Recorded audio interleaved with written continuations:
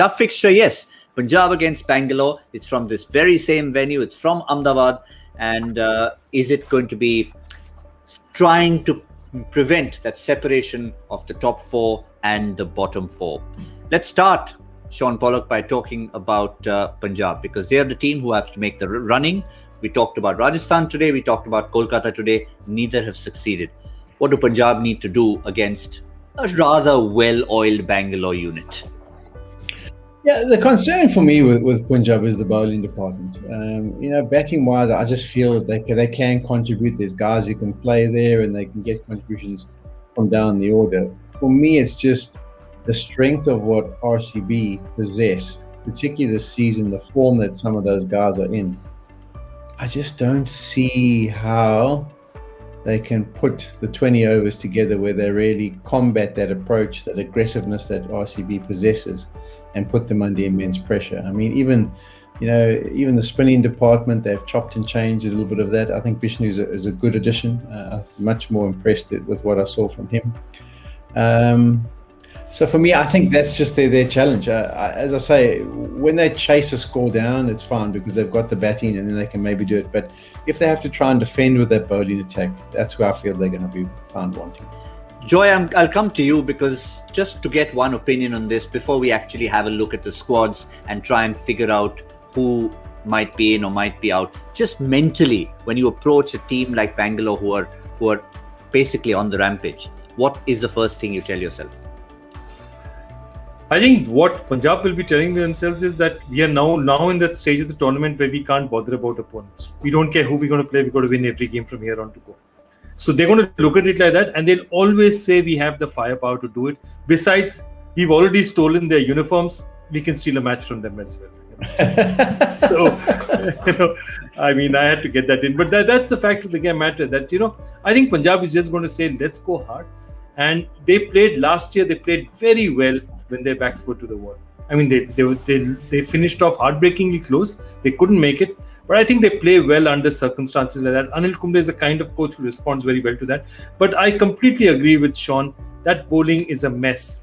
I mean, you have Shami, and Shami's, mind you, he can take wickets up front, but Shami's not somebody who will keep the run rate down. He'll give you balls to hit.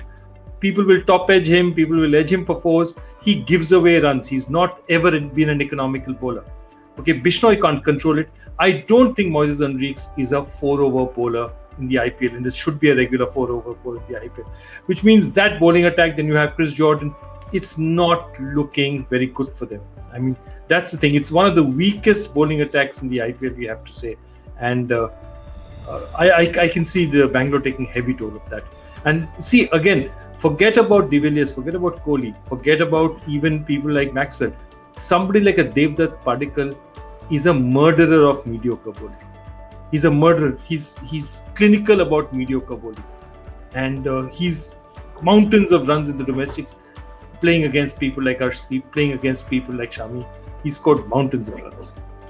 Well, at the stage after they'd played 7 games, they were 1-6. 1-1, lost 6 last time around. That's when they started their charge. The one thing that had happened for them last season was a specific change in personnel, because early on Chris Gayle hadn't played. We kept wondering, is he there? What's he doing? We saw him in the dugout. He didn't play. And then once he came in, they went on their winning streak. Who will that Chris Gayle be for them this season?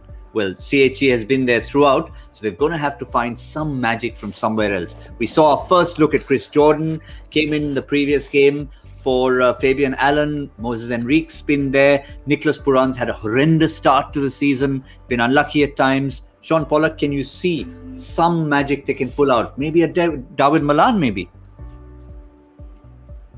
Well, I suppose that could be an option that they'll go, but I think they'd be loath to get rid of Chris Gayle. Just on that valid point that you're making about how the impact he had last year, and he's played a few innings this year. But yeah, I mean, as I say, I'm not worried about the batting.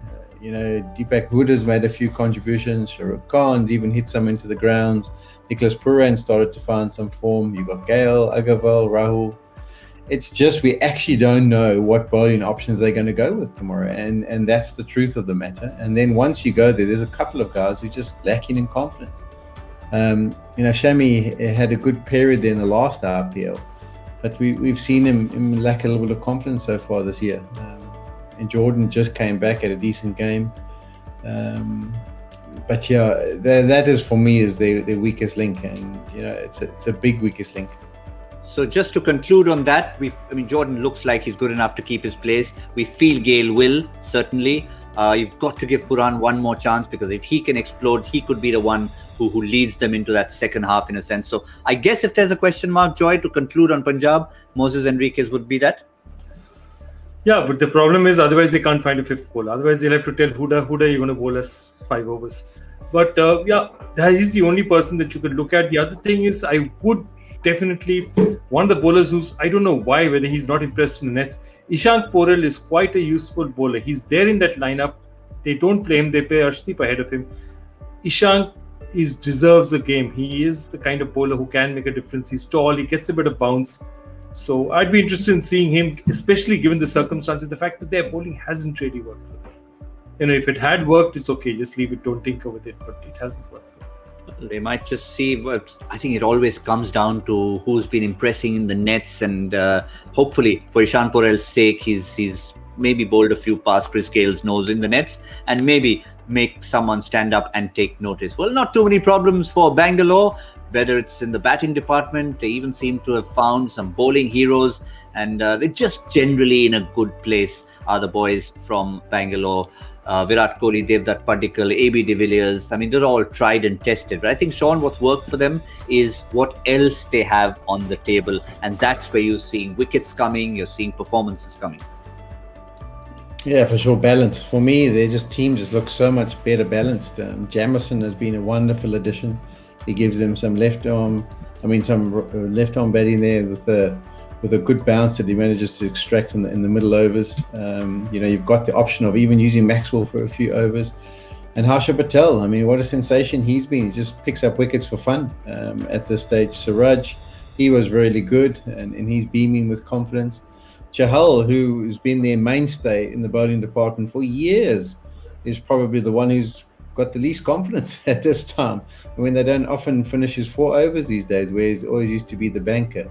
But I just think their balance, their depth that they've got, all of a sudden just looks right. Over the years, it always looked a bit top-heavy. You had 3 or 4 batters in the top, and if they had to make all the runs, and then you just sort of held on as a bowling department. They look better than a bowling department that holds on anymore.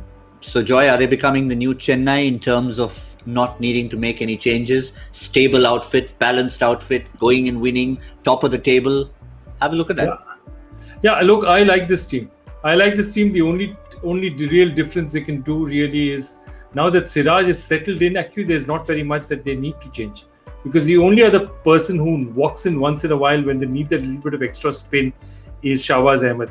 But under the circumstances, given what Rajat Patida has done for them, now if you look at that lineup, you'll realize, other than Daniel Sands, who hasn't yet, but he's just had 1 match under his belt, every one of the others, other than him and Yajuvendra Chahal, have given them something substantial in one of these matches.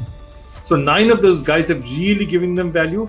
Shahbaz Ahmed got 3 wickets in a match as well. So it looks as if a side where a lot of guys are firing.